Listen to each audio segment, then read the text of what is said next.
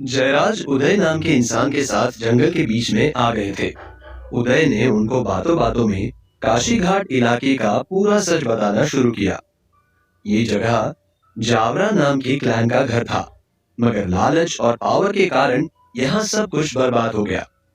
इसके बाद जैसे ही उदय ने जयराज को विश्व रक्षक दल के बारे में बताना शुरू किया, तभी किसी ने उदय को पीछे से मार दिया। उदय के मरने के बाद जयराज और सतीश को विश्व रक्षक दल के लोग जंगल से निकालकर पहाड़ी तक ले गए। जयराज उदय की मौत से बहुत सदमे में थे। दूसरी तरफ आरव और प्रोफेसर धूमिल की खींचातानी चल रही थी। स्पेल कास्ट की क्लास में प्रोफेसर धूमिल ने भावेश की मदद से आरव को जलील कर दिया। जब आरव की पैंट उतर गई तो आरव ने भावेश को पंच मार दिया।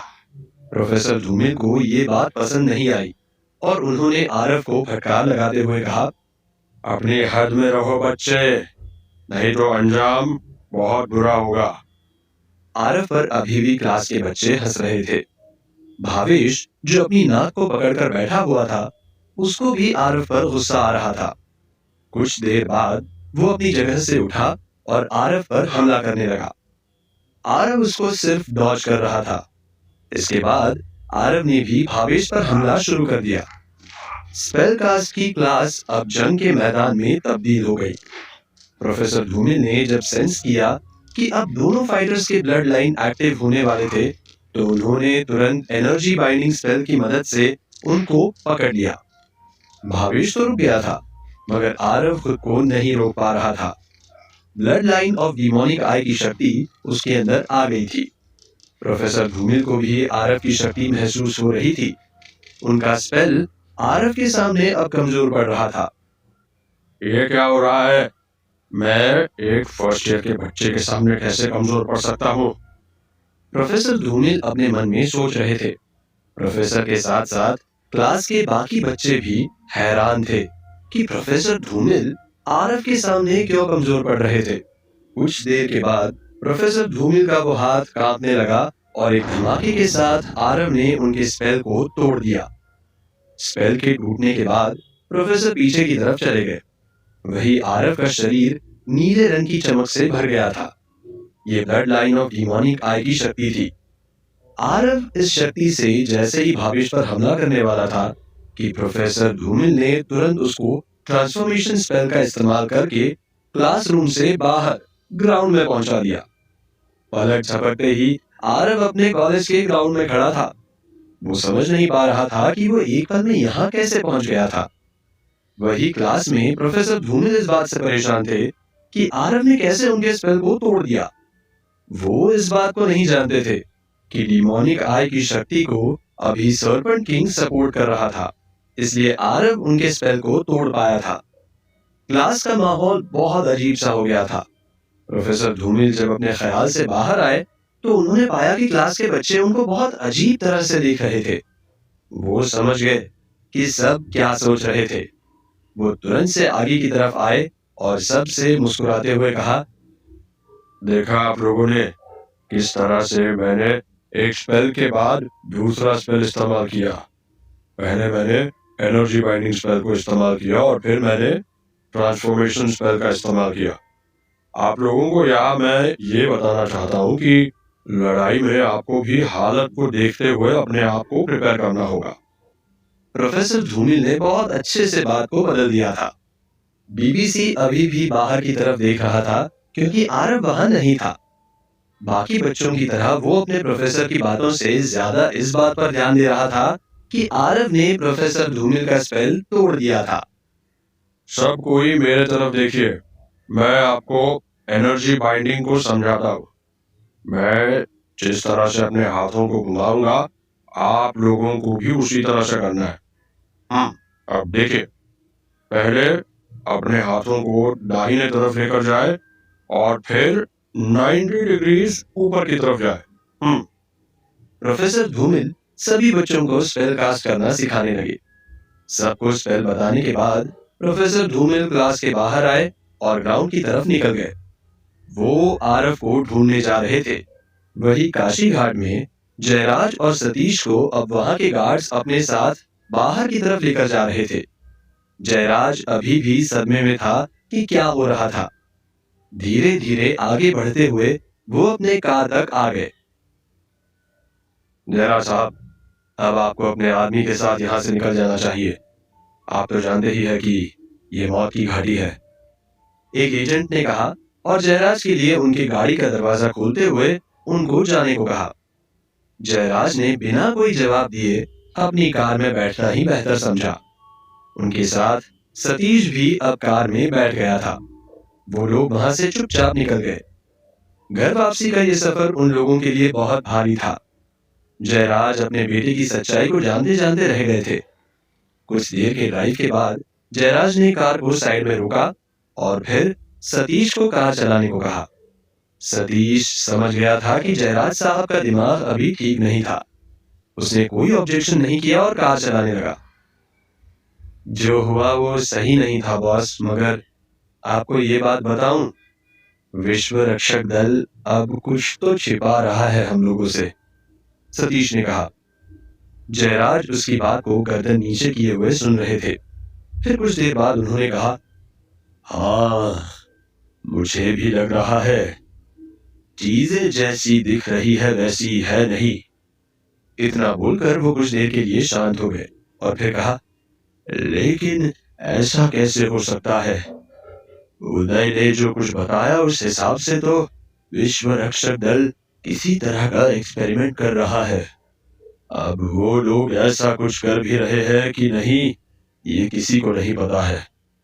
पता नहीं बॉस, हम लोग को इस बात का जवाब कभी मिल पाएगा कि नहीं, लेकिन एक बात तो है कि यहाँ के हालात ठीक नहीं है। और मैंने सुना है कि जावरा क्लैन के लोग बहुत ईमानदार होते हैं। वो अपनी वफादारी को बदलते नहीं है। फिर पता नहीं क्यों विश्व रक्षक दल से इनकी दुश्मनी है, सतीश ने ड्राइव करते हुए कहा। उसकी बातों में एक अफसोस था। कुछ तो गड़बड़ है, क्योंकि उदय को तब निशाना बनाया गया जब वो विश्व रक्षक दल के बारे में बात कर रहा था। उससे पहले उसको कुछ नहीं कहा गया। जयराज ने घटना को सोचते हुए कहा, हो सकता है कि वो लोग उदय को टारगेट कर रहे हो और जब उनको लगा कि वो कुछ राज की बात बताने वाला है तो उन्होंने उसको खत्म कर दिया, सतीश ने अंदाजा लगाते हुए कहा। लेकिन मैं विश्व रक्षक दल के राज को जानता हूं। फिर ऐसा क्या हो सकता है जिसको हम लोगों से छिपाया जा रहा है? जयराज ने परेशान होकर पूछा। अब तो इस बात को एक ही आदमी बता सकता है, मिस्टर कृष्णमूर्ति, जयराज ने अपने मन में कहा। खाली हाथ लौटना उसको अच्छा नहीं लग रहा था, लेकिन हमले के बाद हुए हादसे के कारण वहां रुकना भी ठीक नहीं था। कार में बढ़ते हुए उसके दिमाग में उदय की बातें चल रही थी, खास करके उदय की ये बात कि जावरा क्लैन के हर इंसान को ब्लड लाइन ऑफ सर्पेंट जन्म से ही मिल जाती थी। अब जयराज के सामने इस बात की चुनौती थी कि वो आरव को इन सब से कैसे जोड़ेगा। एक तरफ था काशी घाट का रहस्य और एक तरफ था आरव। स्पेलकास्टर की डायरी ने जयराज को काशी घाट पहुंचा दिया था, मगर जिस राज को जानने के लिए वो यहाँ पर आया था वो अभी भी राज ही था।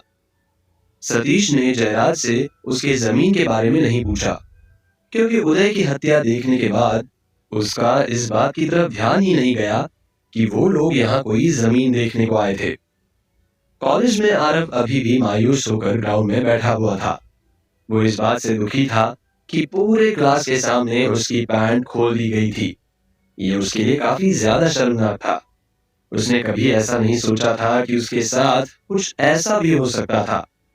इस वक्त उसने इस बात पर ध्यान नहीं दिया कि उसने प्रोफेसर धूमिल के स्पेल को तोड़ दिया था। ये कितनी बड़ी बात थी, ये आरव अभी समझ नहीं रहा था। प्रोफेसर धूमिल उसकी पैंट उतारने के चक्कर में थे और आरव ने सबके सामने उनकी ही पैंट उतार दी थी। कुछ देर बाद वहां पर प्रोफेसर धूमिल आरव को ढूंढते हुए आ गए। उन्होंने देखा कि आरव गार्डन के पास अकेले बैठा हुआ था। वो तुरंत उसकी तरफ गए और पूछा, क्या तुम ठीक हो आरव? प्रोफेसर की आवाज को सुनकर आरव पहले चौंक गया और फिर खड़े होकर जवाब दिया, हाँ मैं ठीक हूँ, मगर आपने मुझ पर कौन सा स्पेल इस्तेमाल किया था? जयराज उदय नाम के इंसान के साथ जंगल के बीच में आ गए थे। उदय ने उनको बातों बातों में काशी घाट इलाके का पूरा सच बताना शुरू किया। ये जगह जावरा नाम के क्लैन का घर था, मगर लालच और पावर के कारण यहाँ सब कुछ बर्बाद हो गया। इसके बाद जैसे ही उदय ने जयराज को विश्व रक्षक दल के बारे में बताना शुरू किया, तभी किसी ने उदय को पीछे से मार दिया। उदय के मरने के बाद जयराज और सतीश को विश्व रक्षक दल के लोग जंगल से निकालकर पहाड़ी तक ले गए। जयराज उदय की मौत से बहुत सदमे में थे। दूसरी तरफ आरव और प्रोफेसर धूमिल की खींचातानी चल रही थी। स्पेल कास्ट की क्लास में प्रोफेसर धूमिल ने भावेश की मदद से आरव को जलील कर दिया। जब आरव की पैंट उतर गई तो आरव ने भावेश को पंच मार दिया। प्रोफेसर धूमिल को ये बात पसंद नहीं आई और उन्होंने आरव को फटकार लगाते हुए कहा, अपनी हद में रहो बच्चे, नहीं तो अंजाम बहुत बुरा होगा। आरव पर अभी भी क्लास के बच्चे हंस रहे थे। भावेश जो अपनी नाक को पकड़कर बैठा हुआ था, उसको भी आरव पर गुस्सा आ रहा था। कुछ देर बाद वो अपनी जगह से उठा और आरव पर हमला करने लगा। आरव उसको सिर्फ डॉज कर रहा था। इसके बाद आरव ने भी भावेश पर हमला शुरू कर दिया। स्पेलकास्ट की क्लास अब जंग के मैदान में तब्दील हो गई। प्रोफेसर धूमिल ने जब सेंस किया कि अब दोनों फाइटर्स के ब्लड लाइन एक्टिव होने वाले थे, तो उन्होंने तुरंत एनर्जी बाइंडिंग स्पेल की मदद से उनको पकड़ लिया। भावेश तो रुक गया था, मगर आरव खुद को नहीं रोक पा रहा था। ब्लड लाइन ऑफ डिमोनिक आई की शक्ति उसके अंदर आ गई थी। प्रोफेसर धूमिल को भी आरव की शक्ति महसूस हो रही थी। उनका स्पेल आरव के सामने अब कमजोर पड़ रहा था। ये क्या हो रहा है? मैं एक फर्स्ट ईयर के बच्चे के सामने कैसे कमजोर पड़ सकता हूँ? प्रोफेसर धूमिल अपने मन में सोच रहे थे। प्रोफेसर के साथ साथ क्लास के बाकी बच्चे भी हैरान थे कि प्रोफेसर धूमिल आरव के सामने क्यों कमजोर पड़ रहे थे। कुछ देर के बाद प्रोफेसर धूमिल का वो हाथ कांपने लगा और एक धमाके के साथ आरव ने उनके स्पेल को तोड़ दिया। स्पेल के टूटने के बाद प्रोफेसर पीछे की तरफ चले गए। वही आरव का शरीर नीले रंग की चमक से भर गया था। ये ब्लड लाइन ऑफ डिमोनिक आई की शक्ति थी।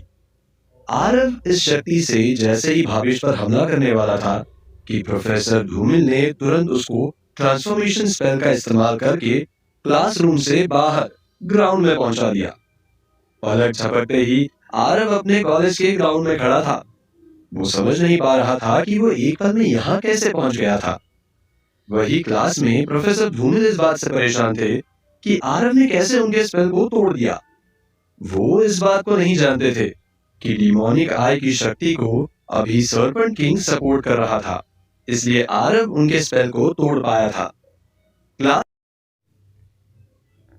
आरव को उकसाए जाने पर उसने भावेश को आगे बढ़कर मार दिया। भावेश ने जवाबी कार्यवाही में आरव पर हाथ छोड़ दिया। इसके बाद पूरे क्लास में भावेश और आरव के बीच लड़ाई शुरू हो गई। जब प्रोफेसर धूमिल को लग गया कि अब बात ज्यादा बढ़ रही है, तो उन्होंने अपने स्पेल से आरव और भावेश को बांध दिया। भावेश तो रुक गया, मगर आरव ने उस स्पेल को तोड़ दिया। हालत को संभालने के लिए प्रोफेसर धूमिल ने तुरंत से आरव को ट्रांसफॉर्मेशन स्पेल के जरिए बाहर भेज दिया। उधर जंगल से आरव के पिता जयराज भी वापस आ रहे थे। उनको अब शक हो गया था कि काशी घाट में विश्व रक्षक वाले कुछ तो छिपा रहे थे।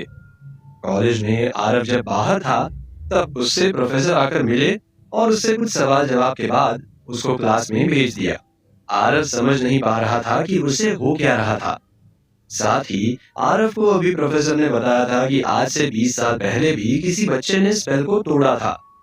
यहाँ से आरव के पास एक क्लू आ गया कि कॉलेज में उसको किसके साथ कंपेयर किया जा रहा था।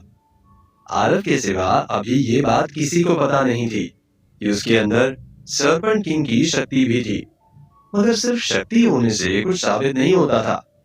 यही सब सोचते हुए आरव अपने क्लास तक गया और जब वो अपने क्लास के अंदर गया तो सभी बच्चे उसको देख के मन ही मन मुस्कुरा रहे थे।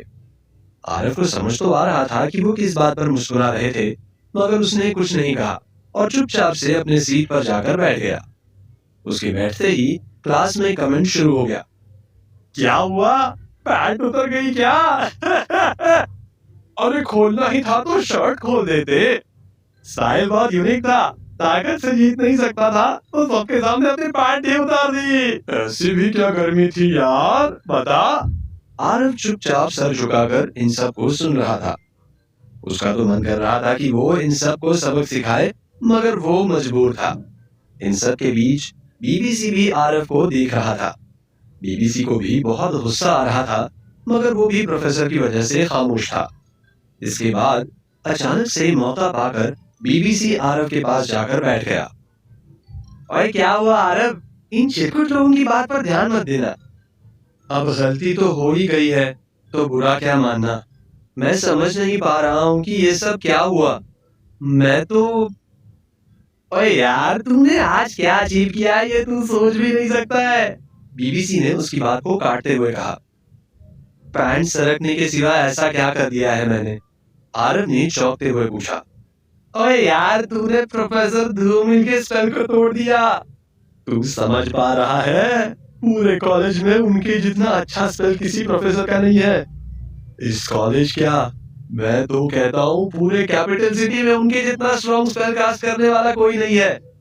वो जिस बच्चे को अच्छे से पढ़ा देते हैं वो कहां से कहां पहुंच जाता है।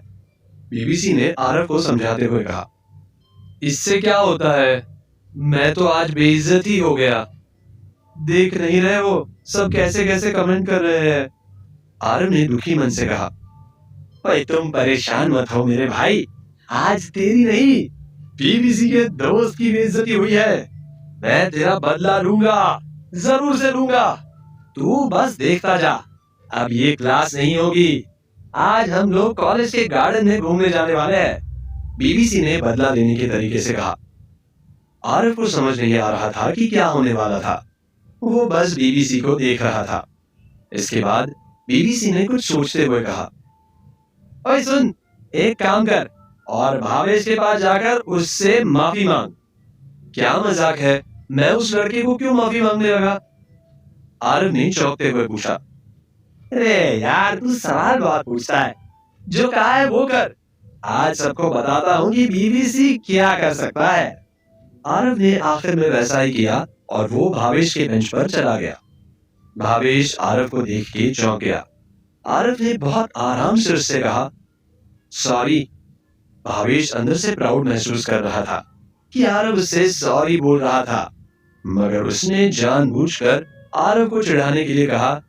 क्या कहा, सुना ही नहीं दिया? जरा फिर से कहना। हाँ, मुझे समझ में नहीं आ रहा है। आरव को बहुत अजीब लग रहा था कि वो क्या कर रहा है। वो कभी बीबीसी को देख रहा था और कभी भावेश को देख रहा था। भावेश के दोस्त आरव का मजाक उड़ा रहे थे। सॉरी भावेश, मैं उस वक्त बहक गया था। आरव ने फिर से अपनी गलती मानते हुए कहा। इतने वक्त में भावेश के पास बीबीसी भी आ गया। उसने उसके कंधे पर हाथ रखते हुए कहा, ओए आरव को माफ कर दे यार, हम दोस्त ही तो है, इतना तो चलता रहता है। इतना कहते हुए बीबीसी ने धीरे से भावेश के पास से उसका पेन उठा लिया। भावेश को पता भी नहीं चला। इसके बाद बीबीसी ने आरव को इशारा करके अपने बेंच पर चलने को कहा। भावेश अब अपने दोस्तों के साथ मिलकर खुद के वैल्यू को एंजॉय कर रहा था। बीबीसी और आरव अब अपनी जगह पर वापस आ गए थे। बीबीसी ने भावेश के पेन को इस्तेमाल करते हुए कहा, है ये लोग आज तेरी पैंट खोलकर बहुत मजे ले रहे थे ना। अब देख इनके साथ क्या होता है। तू क्या करने वाला है बीबीसी? आरव को कुछ समझ नहीं आ रहा था कि बीबीसी क्या करने की सोच रहा था। अरे तू रुकना यार, प्रोफेसर धूमिल के आने से पहले मैं इस भावेश की देख क्या हालत करता हूँ। इतना कहते हुए बीबीसी ने भावेश के पेन को अपने हाथ में लिया और धीरे से कुछ स्पेल कास्ट करके उसको वापस से भावेश के बेंच के नीचे फेंक दिया। आरव उसको बहुत गौर से देख रहा था कि वो आखिर कौन सा प्लान एग्जीक्यूट कर रहा था। और मुझे ऐसे मत देख, अब जब मैं बोलूं तो अपनी सांसों को कुछ देर के लिए रोक देना, गलती से भी सांस मत लेना। हाँ। बीबीसी की बात पर आरव ने हाँ में सिर हिलाया और अपनी सांसों को रोकने के लिए तैयार हो गया। इसके ठीक कुछ देर बाद बीबीसी ने तुरंत आरव को इशारा किया कि वो अपनी सांस बंद कर ले। आरव ने इशारा मिलते ही वैसा ही किया। इसके बाद आरव ने देखा कि सब कुछ बहुत ज्यादा बदलने लगा। वो क्लास के बच्चे आपस में बात कर रहे थे, वो अब अचानक से चुप हो गए। वो सभी उठकर झूमने लगे। उनको देख के ऐसा लग रहा था कि किसी ने उनके ऊपर कोई जादू कर दिया हो। कोई अपनी जगह पर खड़े होकर झूम रहा था, तो कोई अपनी जगह पर बैठे बैठे झूम रहा था। क्या हो रहा था ये आरव को नहीं पता था, मगर वो इस चीज को बहुत एंजॉय कर रहा था। इसके बाद तो हद ही हो गई। जब भावेश पूरे क्लास के सामने अपने कपड़े उतारकर डांस करने लगा, उसके साथ उसके दोस्त भी पागलों की तरह नाच रहे थे। आरव ने अपने सांसों को रोक रखा था, मगर अंदर से उठती हंसी के कारण वो बहुत ज्यादा बेचैन हो रहा था। नाचते नाचते अचानक से सभी कोई शांत हो गए और अपने आसपास के लोगों को देख के अजीब इशारे करने लगे। आरव ने इस बार बीबीसी से लिख के पूछा, ये क्या हो रहा है? बीबीसी ने उसको बताया, ओए तू देखता जा, और हाँ, जब प्रोफेसर धूमिल आए तो खांसने का नाटक करने लगना, नहीं तो हमारा भांडा फूट जाएगा। आरव ने उसको जवाब में ओके कहा और फिर से क्लास को देखने लगा। क्लास में सभी लोग हर किसी से रोमांस करने में बिजी थे। उनको तो ये भी समझ नहीं आ रहा था कि वो लड़की के साथ रोमांस कर रहे थे या लड़के के साथ। अचानक से आरव और बीबीसी ने प्रोफेसर धूमिल को आता हुआ देखा। जैसा उनका प्लान था, उन लोगों ने खांसना शुरू कर दिया। बीबीसी तो इस कदर नौटंकी कर रहा था कि उसको देख के ऐसा लग रहा था कि वो किसी भी वक्त खांस कर मर सकता था। जब प्रोफेसर कमरे में आए तो सबको देख के परेशान हो गए। वो समझ गए थे कि ये किसी की शरारत थी। जब अपनी शक्तियों से उन्होंने इस बात का पता लगाया तो उनको भावेश का पेन मिला, जिससे ये स्पेल किया गया था। वो गुस्से में भावेश के पास गए और पूछा, ये सब क्या है भावेश? भावेश ने प्रोफेसर धूमिल को लड़की समझते हुए कहा, ये तुम्हारे हुस्न का जादू है जाने मन, आओ ना मेरे पास, बैठो कुछ प्यार की बातें करते हैं। हाँ, प्रोफेसर धूमिल ने गुस्से में भावेश को एक झापड़ मारा और फिर बीबीसी और आरव की तरफ बढ़ गए। वो लोग अभी भी खांस रहे थे। प्रोफेसर ने उनको पकड़ के क्लास के बाहर ले गए और पानी पीने को कहा। इसके बाद वो वापस से क्लास में आए और स्पेल को तोड़ दिया। स्पेल के टूटते ही सभी हैरान थे कि उनके साथ आखिर क्या हुआ था। प्रोफेसर ने किसी को कुछ नहीं कहा और सभी को एक साथ क्लास के बाहर हाथ उठाकर खड़ा कर दिया। यहाँ पर आरव और बीबीसी नहीं थे, मगर वो लोग दूर से पूरी क्लास को खड़े देख मजे ले रहे थे। आरव ने फिर बीबीसी से पूछा, यार तूने ये क्या किया था? इसको लवक्राफ्ट स्पेल कहा जाता है। वैसे तो ये 3rd ईयर में सिखाया जाता है, मगर मुझे स्कूल टाइम से ही पता है, बीबीसी ने कहा। वो कैसे? आरव ने पूछा। मेरी परियों में से एक की बड़ी बहन को ये स्पेल आता था, तो मैंने भी सीख लिया। हाँ, हर इंसान को ये सूट नहीं करता है, साथ ही इसको कास्ट करने वालों पर इसका असर नहीं होता है, और जिसको ये सूट नहीं करता है उनको चेहरे पर जलन और सूखी खांसी होती है, बीबीसी ने कहा। अच्छा, इसलिए तुमने मुझे खांसने को कहा था। आरव को अब बीबीसी का प्लान समझ आया। इन बातों के बाद आरव और बीबीसी वहां से चले गए। जैसा कि उनका प्लान था, वो गार्डन घूमने को निकल गए। उनको जाता हुआ देख भावेश समझ गया था कि ये सब आरव और बीबीसी ने मिलकर किया था। तो उसने गुस्से में कहा, मैं तुम दोनों को बाद में सबक सिखाऊंगा, आरव और बीबीसी। भावेश को छेड़ना क्या होता है ये तुम लोग अभी जानते नहीं हो। शाम का वक्त होने को आ गया था। जयराज भी सतीश के साथ अपने घर पर आ गए थे। वो जैसे ही घर पर आए, शीतल ने उनको देखते ही पूछा, आप ठीक तो है ना? अब आप उस जगह पर नहीं जाएंगे, इतने खूंखार लोग रहते हैं वहां पर। जयराज को समझ आ गया कि जरूर से मिस्टर कृष्णमूर्ति ने शीतल को सब बता दिया था। नहीं, ऐसी बात नहीं है, वहां बहुत कुछ पता चला मुझे, लेकिन जो पता चला उससे कोई नतीजा निकलना बहुत ज्यादा मुश्किल है। मैं समझी नहीं, आप किस बारे में बात कर रहे हैं? खैर, आप सही सलामत लौट आए, मेरे लिए यही काफी है, शीतल ने जयराज को गले लगाते हुए कहा। मेरे ऊपर हमला हुआ ये बात तुम्हें किसने बताई? जयराज ने गंभीर होकर पूछा। मिस्टर कृष्णमूर्ति का कॉल आया था। वही बता रहे थे कि आप पर हमला हुआ था जिसको वहां पर विश्व रक्षक के लोगों ने। विश्व रक्षक के लोग हैवान हो गए हैं शीतल।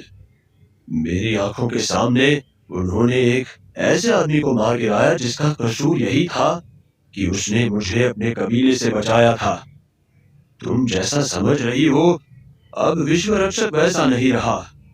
जयराज ने शीतल की बात को काटते हुए कहा और उनकी आंखें भर आई। उदय की मौत को वो अभी भी भुला नहीं पा रहे थे। शीतल धीरे से उनके पास गई और उनको हिम्मत देते हुए कहा, आप परेशान मत हो, हम कल मिस्टर कृष्णमूर्ति से इस बारे में बात करेंगे। शीतल बहुत दिनों बाद जयराज को देख के परेशान हुई थी। जयराज जैसे मजबूत इंसान की यह हालत उसको बता रही थी कि जयराज के साथ कुछ सही नहीं हुआ था। वो अब खुद इस बात से परेशान थी कि अगर विश्व रक्षक वाले गलत काम कर रहे हैं तो अब वो लोग किसके पास मदद के लिए जाएंगे। क्या होगा जब कल जयराज और मिस्टर कृष्णमूर्ति की होगी मुलाकात? क्या करने वाला है आरव और बीबीसी के साथ भावेश? क्या काशी घाट और आरव का कनेक्शन मिलेगा? क्या होंगे इन सभी सवालों के जवाब? जानने के लिए सुनते रहिए वीरों का वीर। क्लास में जब आरव आया तो सभी बच्चे उस पर ताना कस रहे थे। पैंट वाली बात को बढ़ा चढ़ाकर बताया जा रहा था। इन सब को देख आरव बहुत ज्यादा अपसेट हो गया। तभी उसके पास बीबीसी आता है और उसको बताता है कि उसने कमाल कर दिया। इन सब के बाद बीबीसी ने आरव की तरफ से बदला लेने के लिए भावेश के जरिए एक स्पेल कास्ट कराया। जैसे ही उस स्पेल का असर हुआ, सभी क्लास के बच्चे मदहोश हो गए।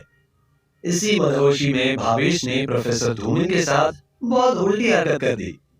इससे गुस्से में आकर प्रोफेसर धूमिल ने क्लास को सस्पेंड कर दिया और क्लास के बाहर खड़ा करके हाथ ऊपर करा दिए। आरव और बीबीसी को उन्होंने हॉस्टल भेज दिया। भावेश को समझ तो आ गया था कि ये आरव और बीबीसी की चाल थी, मगर अभी वो इस बात को प्रूव नहीं कर सकता था। दूसरी तरफ जयराज अब काशी घाट से अपने घर वापस आ गए। शीतल उनकी हालत को देख के बहुत दुखी थी। शाम से नजरें बचाते हुए समय अब रात को ले आया था। दिन भर हाथ खड़ा रखने के चलते भावेश की और बाकी क्लास की हालत बहुत ज्यादा खराब हो गई थी। ये साफ साफ दिख रहा था कि भावेश के हाथों में बहुत सूजन आ गई थी। वो मन ही मन बदले की भावना में जल रहा था। जितना मजाक उसने आरव का बनाया, उससे ज्यादा मजाक उसका बन गया था।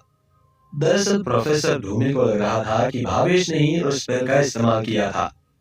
जब सब बच्चे स्कूल के बच्चों की तरह हाथ खड़े किए हुए बाहर थे, तब ये बात पूरे कॉलेज में आग की तरह फैल गई। जब आचार्य बोधी तक ये बात आई तो आचार्य भी वहां पर आ गए। भावेश ने जब आचार्य को देखा तो उसका दिल टूट गया। साथ ही कॉलेज के सीनियर बच्चों के सामने भी पूरी क्लास को शर्मिंदा होना पड़ा। भावेश अपने हॉस्टल में बैठा हुआ कुछ सोच रहा था।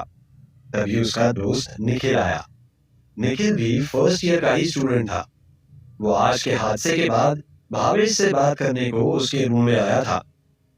और भावेश, क्या सोच रहा है? चल खाना खा ले, नहीं तो रात भर चूहे पेट में मार्शल आर्ट्स करेंगे। भावेश कुछ जवाब नहीं दे रहा था। वो गहरे सन्नाटे के बीच बस अपने रूम की खिड़की से बाहर देख रहा था। भावेश, मैं तुझसे बात कर रहा हूँ। जो हुआ वो सबके साथ हुआ। तू अकेला नहीं खड़ा था वहां पर। अब चल और खाना खा ले। निखिल ने इस बार उसको हिलाते हुए कहा। नहीं निखिल, जो हुआ वो तू भूल सकता है, मगर मैं नहीं भूल सकता हूँ। तू जाकर खा ले, मुझे भूख नहीं है। भावेश ने अपसेट होकर कहा। अच्छा, तू क्या चाहता है? यही ना कि सब तेरी इज्जत करे?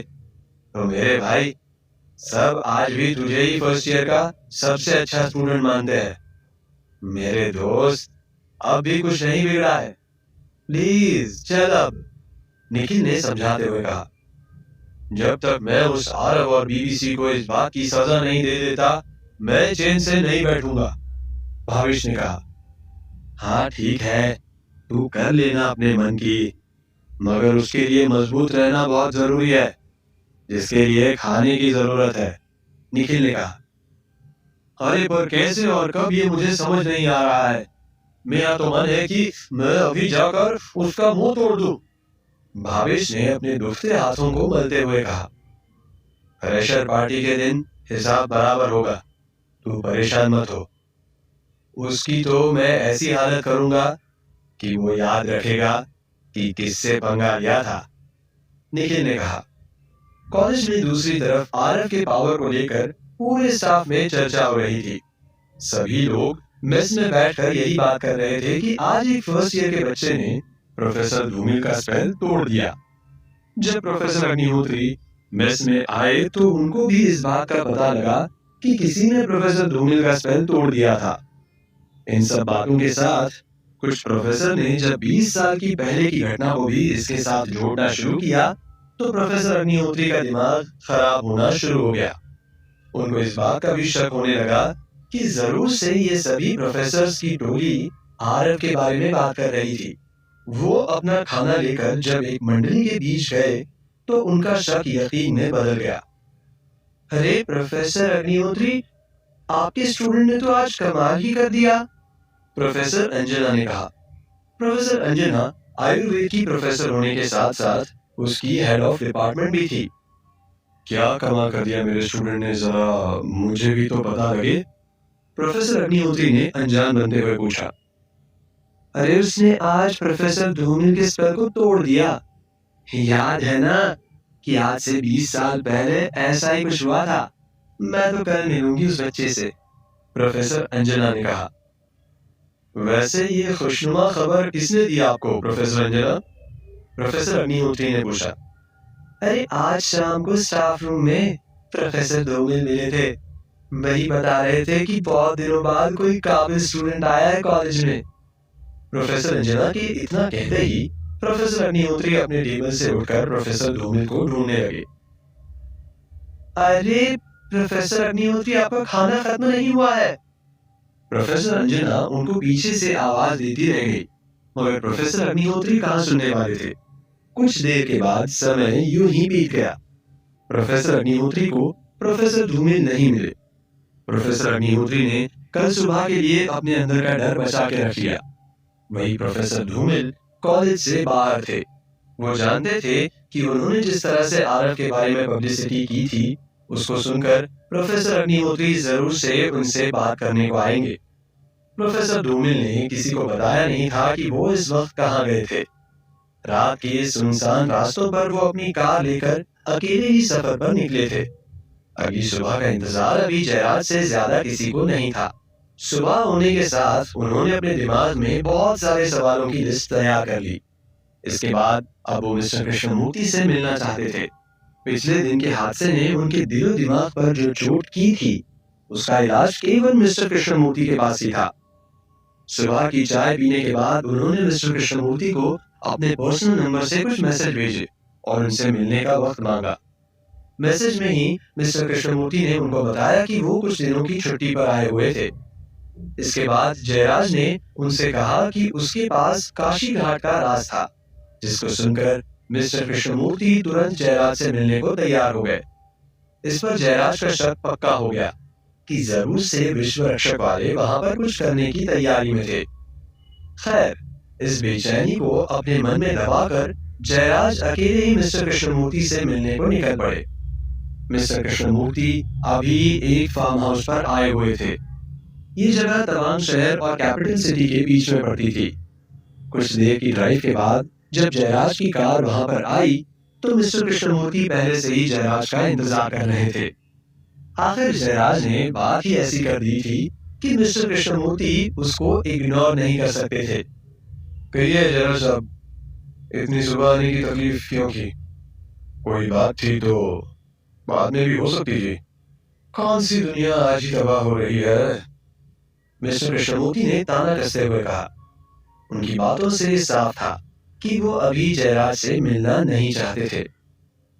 विश्व रक्षक दल के लोगों ने तो पहले से ही डिसाइड कर दिया है कि दुनिया खत्म हो चुकी है, जयराज ने भी ताने का जवाब उसी अंदाज में दिया। क्यों?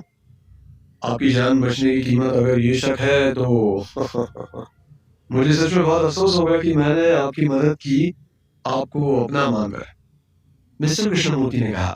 वो जयराज के मन को भापने की नाकाम कोशिश कर रहे थे। सभी आपके अपने ही है मिस्टर कृष्णमूर्ति, बस आपको नजरिया पैदा करना होगा। उस सच को देखने के लिए मैं उस सच को देख के आया हूं। अब आपकी बारी है। जयराज ने कुर्सी पर बैठते हुए कहा, एक ही दिन में क्या गुट्टी मिला दिया काशी घाट के जावरा ने आपको कि जिस ऑर्गेनाइजेशन के लिए आपके पिता ने अपनी जान दी, आप आज उसी के काम करने के तरीके पर शक कर रहे हैं।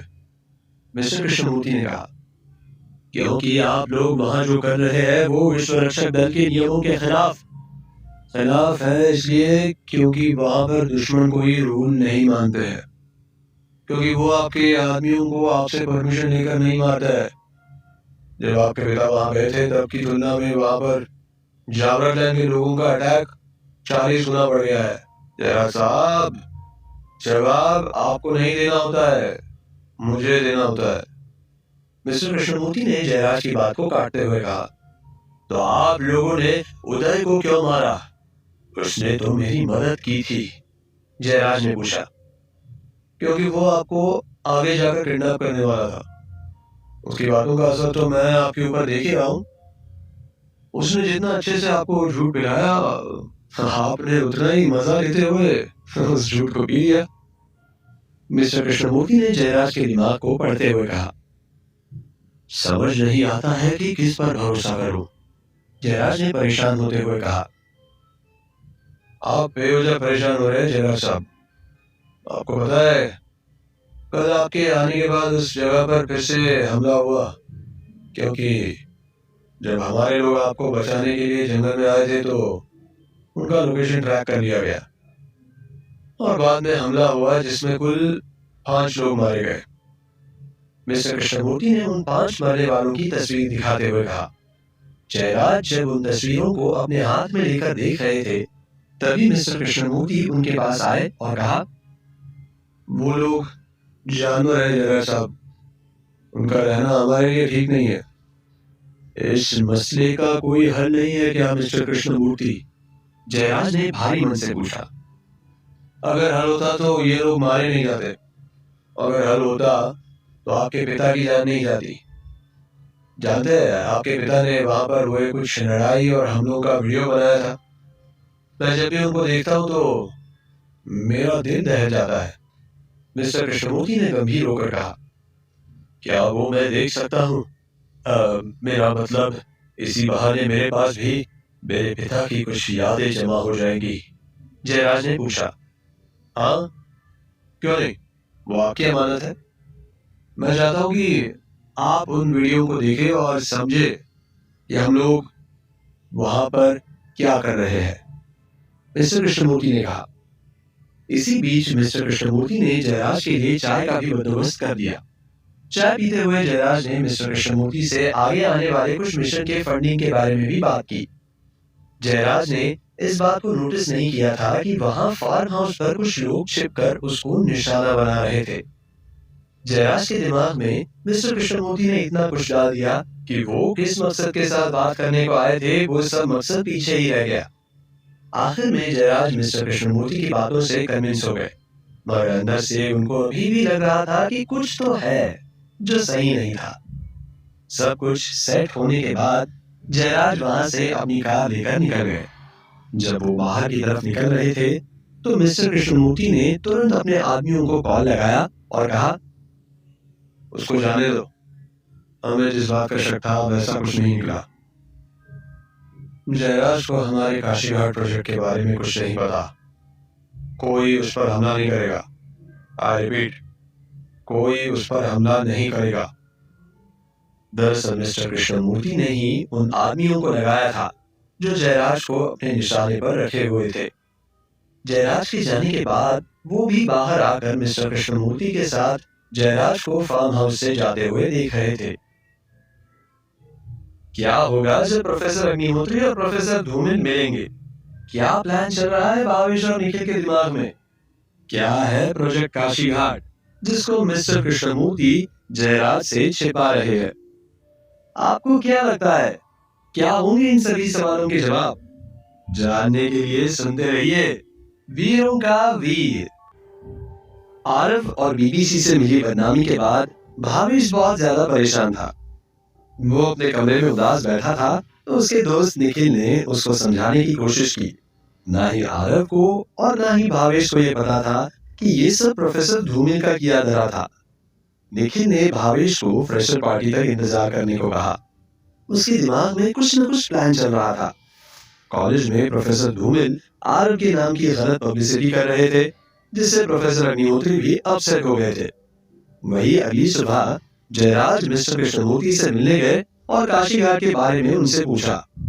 वहां पर मिस्टर कृष्णमूर्ति ने जयराज का ब्रेन वॉश किया और उनको यकीन दिलाया कि वो विश्व रक्षक दल के हिसाब से ही अपने काम को अंजाम दे रहे थे। घर लौटते वक्त जयराज के मन में बहुत सारी बातें अभी भी क्लियर नहीं थी। वैसे तो वो मिस्टर कृष्णमूर्ति की बातों से सहमत हो गए थे, लेकिन काशी घाट में जो कुछ उनके साथ हुआ था उसको देखते हुए इस बात से इनकार नहीं किया जा सकता था कि वहां पर कोई ना कोई मिशन जरूर चल रहा था। कुछ दूर आगे बढ़कर जयराज ने कार को रोक दिया। वो अभी कैपिटल सिटी से बहुत ज्यादा दूरी पर नहीं थे, तो उन्होंने सोचा कि वो आरव से भी मिलते हुए ही घर की तरफ जाएंगे। वैसे भी आरव को देखे हुए उन्हें बहुत दिन बीत गए थे। अपनी कार को घुमाते हुए उन्होंने कैपिटल सिटी की तरफ वाला रास्ता पकड़ लिया। कॉलेज में आरव उठ के तैयार हो गया था। आज उसको क्लास लेने के लिए आयुर्वेदा विंग में जाना था। कल की बात को सोचकर आरव और बीबीसी बार बार हंस रहे थे। खास करके जो भावेश ने प्रोफेसर धूमिल को कहा था, वो बात तो बस सोचने से ही हंसी आने लगती थी। भाई कुछ भी कहो, कल मजा आ गया था, बीबीसी ने कहा। लोग क्लास बंक करते हैं और हम लोग ऐसा इंतजाम करते हैं कि प्रोफेसर खुद हमें हॉस्टल जाने को कह देते हैं। इसे कहते हैं बीबीसी का दिमाग, आरव ने कहा। ओए वैसे आज क्या प्लान है? आज भी बाहर घूमने चलना है क्या? बीबीसी ने हंसते हुए पूछा। भावेश, अगर आज भी प्रोफेसर को बोले कि आपके हुस्न का जादू है तो शायद बात बन सकती है, आरव ने हंसते हुए कहा। ओए नहीं यार, आज ऐसा बोलने पर भावेश क्लास से नहीं बल्कि कॉलेज से बाहर हो जाएगा, बीबीसी ने अपने बालों को झाड़ते हुए कहा। क्यों, ऐसा क्यों है? आयुर्वेद विंग के प्रोफेसर बहुत खतरनाक है क्या? आरव ने पूछा। अरे नहीं पागल, वो लड़की है। तो सोच कि भावेश का डायलॉग क्या असर करेगा, बीबीसी ने हंसते हुए कहा। इसके बाद वो लोग बात करते हुए आयुर्वेद विंग की तरफ निकल गए। आयुर्वेद विंग कॉलेज के उत्तरी हिस्से में मौजूद था। इस विंग की खासियत थी कि इस विंग में आने के लिए पहले एक बड़े से गार्डन को पार करना पड़ता था। उसके बाद ही इस विंग का रास्ता मिलता था। आरव और बीबीसी आज इस कारण ही जल्दी निकल गए थे क्योंकि आयुर्वेद विंग कुछ दूरी पर था। उधर जयराज अब कैपिटल सिटी से पहले के जंगल से गुजर रहे थे। जब वो वहां से गुजर रहे थे तब उनको अचानक से लगा जैसे कि उनकी कार किसी शक्ति से टकराई और रोड से नीचे की तरफ उतर गई। उन्होंने शक्ति को रोकने की बहुत कोशिश की, मगर वो रोक नहीं पाए। हालांकि उनको चोट नहीं आई थी, मगर वो डर गए थे। कुछ देर तक खुद को संभालने के बाद वो कार से बाहर आए और अपनी कार को देखा। कार की बाएं तरफ हल्का सा डेंट आ गया था। ये इस बात की तरफ इशारा था कि वो सच में किसी शक्ति से टकराए थे। कार में रखे पानी से मुंह धोने के बाद जब वो अपनी कार को फिर से स्टार्ट करने लगे तो कार झटके लेकर बंद हो गई। वो इस बात को समझ नहीं पा रहे थे कि अचानक से कार को हो क्या गया। फिर वो बाहर निकले और कार को चेक किया। उनको समझ नहीं आ रहा था कि क्या हुआ था। तकरीबन 20 मिनट के बाद उनको दूर से एक कार नजर आई। वो सड़क की तरफ मदद के लिए चले गए। इस घने जंगल में फोन का नेटवर्क भी काम नहीं कर रहा था। जयराज ने जब आगे बढ़कर कार को रोका तो वो हैरान हो गए। दरअसल जो कार आ रही थी उसके ऊपर आरव के कॉलेज का लोगो लगा हुआ था।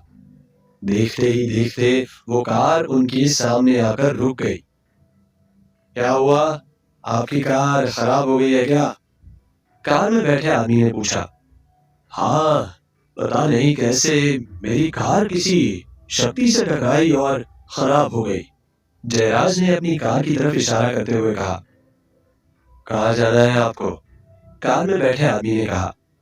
जी, गुरुकुल कॉलेज ऑफ कॉम्बैट जाना है मुझे, जयराज ने कहा। अंदर आ जाइए, इस इलाके में बाहर ज्यादा देर रुकना सही नहीं है। कार में बैठे आदमी की बात सुनकर जयराज तुरंत कार में बैठ गए। वही आरव उस शानदार गार्डन से होता हुआ आयुर्वेद विंग की तरफ बढ़ गया। रास्ते में आगे बढ़ते हुए बीबीसी उसको वहां लगे बहुत तरह की जड़ी बूटी और शानदार काम करने वाली औषधि के बारे में बता रहा था। और जानता है आरव, यहाँ पर मैंने सुना है कि कुछ पौधों की ऐसी प्रजाति है जो दुनिया में कहीं भी नहीं पाई जाती है। यही नहीं, उनकी रक्षा के लिए एक एनर्जी स्पेल भी यूज किया जाता है, जिसको इन्हीं पौधों की मदद से बनाया जाता है। आरव बहुत आराम से अपने आसपास की हरियाली देख रहा था। बहुत दूर पर उसको सीनियर बैच के कुछ स्टूडेंट्स दिख रहे थे, जो किसी तरह के पौधे से कुछ बनाने की कोशिश कर रहे थे। आरव उनको बहुत गौर से देखने की कोशिश कर रहा था। वो आज से पहले इस तरफ नहीं आया था। अचानक से गार्डन के कुछ और पास आकर आरव को लगा कि उसको ठंड लग रही थी। वो अपने आप को सिकुड़ने लगा। बीबीसी ने जब इस बात को देखा तो हंसने लगा। क्या हुआ, तू हंस क्यों रहा है? आरव ने कहा। और क्योंकि तू ठंड से कांप रहा है, इसलिए मुझे हंसी आ रही है। टेंशन मत ले, कुछ देर के बाद सब ठीक हो जाएगा, बीबीसी ने कहा। ऐसा हो क्यों रहा है, ये बताओ मुझे। पीछे तो मौसम बहुत गर्म था और अब यहाँ पर ठंड क्यों लग रही है? आरव ने पूछा। और कहा ना कि यहाँ पर बहुत से प्रजाति के पौधे हैं। कुछ पौधों को ठंडे मौसम की जरूरत होती है। जो ठंड तुम्हें महसूस हो रही है वो इसी की वजह से है, बीबीसी ने आरव को समझाते हुए कहा। बात करते करते अब दोनों लोग प्रोफेसर अंजना की क्लास में आ गए थे। जैसा कि आरव को उम्मीद थी, इस क्लास में बहुत से गमले रखे हुए थे, जो अलग तरह के पौधों से सजे हुए थे। बैठने के लिए यहाँ पर कोई जगह नहीं थी। सामने एक बड़ा सा टेबल था, जिस पर सभी बच्चों के लिए जगह बनाई गई थी। आरव जब क्लास के अंदर गया तो भावेश वहां पर पहले से ही खड़ा था। उसको देख के भावेश का चेहरा उतर गया। ऐसा लग रहा था कि वो उसको देखना नहीं चाहता था। वही आरव और बीबीसी को मन ही मन बहुत ज्यादा हंसी आ रही थी, मगर उन्होंने अपनी हंसी को रोक रखा था। सभी स्टूडेंट अपनी जगह ले लीजिए। याद रहे, मैं एक बार ही कुछ कहती हूँ। जैसा कि आप सब जानते ही है कि हम इस वक्त कहाँ और क्या सीखने के लिए आए हैं, तो अब इसके बारे में बात शुरू करते हैं। प्रोफेसर अंजना अभी बोल ही रही थी कि अचानक से उन्होंने देखा कि निखिल भावेश से कुछ बात कर रहे थे। उन्होंने अपने हाथों से कुछ इशारा किया और क्लास के सामने जो पेड़ था उस पर से कुछ डालियां आई और निखिल के गाल पर बहुत जोर से टकराई। जैसे ही निखिल को मार पड़ी, वो दोनों लोग एकदम से खामोश हो गए। हाँ, तो मैं कह रही थी कि आयुर्वेद की शिक्षा आप सभी को अपने शरीर और उससे जुड़ी हुई बातों को ठीक रखने और ठीक से समझने में मदद करेंगे। आज भले ही बहुत से तरीके आ गए हो खुद को ठीक करने के, मगर आयुर्वेद से जो हासिल होता है वो कोई और नहीं दे सकता। ये हमारे और प्रकृति के बीच एक खूबसूरत रिश्ते जैसा है।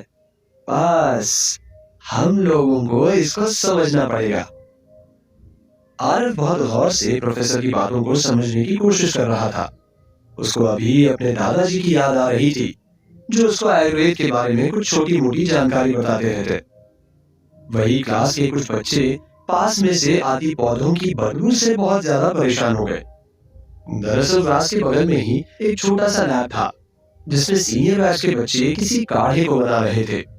काढ़े की आती बदबू को सहन कर पाना बहुत मुश्किल हो रहा था, मगर निखिल की पिटाई के बाद किसी की भी इस बात को कहने की हिम्मत नहीं हो रही थी। प्रोफेसर अंजना भी लगातार बोले जा रही थी। ऐसे भी प्रोफेसर अंजना को उनके बात करने के तरीके के लिए ही जाना जाता था। याद रहे, हमारे पास हजारों पौधे हैं। कुछ हमने खुद से बनाए हैं और कुछ हमें प्रकृति से मिले हैं। हमें सबको बचाते हुए अपना काम करना है। जैसा कि आप सब जानते हैं, वो वरदान देता है, वो अभिशाप भी देता है। ऐसे ही हमारे धरती पर बहुत से ऐसे पौधे हैं जिनको इस्तेमाल करने से आप बर्बाद भी हो सकते हैं। इसलिए आप लोग जो कुछ भी इस्तेमाल कीजिएगा बहुत सोच समझ के करिएगा। एक गलती और सब कुछ खत्म हो सकता है। आज आप लोगों की पहली क्लास है, तो आप लोगों को मैं आज पीपल और हल्दी के पौधों के बारे में बताऊंगी। इन दोनों की मदद से आप कैसे अपने ब्लड लाइन के बारे में पता लगा सकते हैं, आइए सीखते हैं इस बारे में। वही अब कुछ देर की ड्राइव के बाद जयराज अब कॉलेज के अंदर आ गए थे।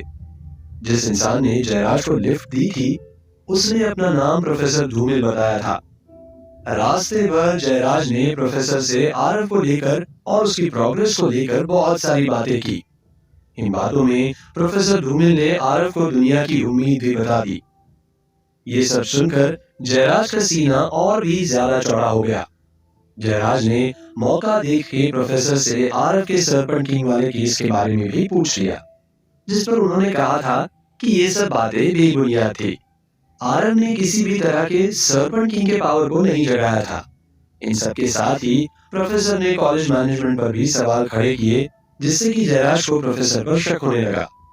कॉलेज में अंदर आने के साथ जयराज गेट पर ही उतर गए और प्रोफेसर धूमिल अंदर कार को पार करने के लिए चले गए। जयराज को कॉलेज का माहौल कुछ बदला बदला सा लग रहा था। रास्ते में आरव की तारीफ सुनकर उनका मूड बहुत अच्छा हो गया। वो मन ही मन ऊपर वाले का शुक्रिया अदा कर रहे थे। वो अभी कुछ आगे ही बढ़े थे कि उनको प्रोफेसर अग्निहोत्री मिल गए। प्रोफेसर अग्निहोत्री ने जब जयराज को देखा तो उनको कुछ अजीब लगा कि इतनी सुबह जयराज यहाँ पर क्या कर रहे थे। खैर, उन्होंने उनसे मिलकर खुशी जाहिर की और वो लोग एक साथ बाहर चले गए। उसके बाद वो आचार्य से मिलने के लिए गए। जब जयराज आचार्य के ऑफिस के पास आए तो उन्होंने देखा कि आचार्य अपने ऑफिस के सामने किसी इंसान से बात कर रहे थे। नजदीक जाने पर पता लगा कि वो प्रोफेसर धूमिल से बात कर रहे थे। गुड मॉर्निंग आचार्य। आचार्य को विश करने के बाद वो तुरंत प्रोफेसर धूमिल की तरफ मुड़े और पूछा, अरे आप तो मेरे साथ आए थे, फिर मुझसे पहले यहाँ कैसे आ गए? जयराज जानते थे कि पार्किंग लॉट बहुत दूर था। क्या बात कर रहे हैं? मैं आपके साथ नहीं आया हूँ। मैं तो यहाँ पर सुबह से हूँ। प्रोफेसर धूमिल ने जयराज की बात को काटते हुए कहा, नहीं नहीं प्रोफेसर, आप मेरे साथ जंगल से ही आ रहे हैं। मैं आपकी कार में ही लिफ्ट लेकर आया हूँ। जयराज ने आचार्य और प्रोफेसर को समझाते हुए कहा, प्रोफेसर सही बोल रहे हैं। वो मेरे साथ सुबह 5 बजे से है। हम कॉलेज में होने वाले प्रेशर पार्टी के बारे में बात कर रहे थे। आचार्य ने भी जयराज की बात को काटते हुए कहा, ऐसा कैसे हो सकता है? हो सकता है अब हम लोग बहुत बड़ी मुसीबत में पड़ गए हैं। प्रोफेसर अग्निहोत्री ने कुछ सोचते हुए बोला और गेट की तरफ देखने लगे। कौन है वो इंसान जिसके साथ जयराज आए थे? प्रोफेसर अग्निहोत्री किस मुसीबत के बारे में बात कर रहे हैं? आने वाली है कॉलेज में कौन सी भयानक रात? जानने के लिए सुनते रहिए वीरों का वीर।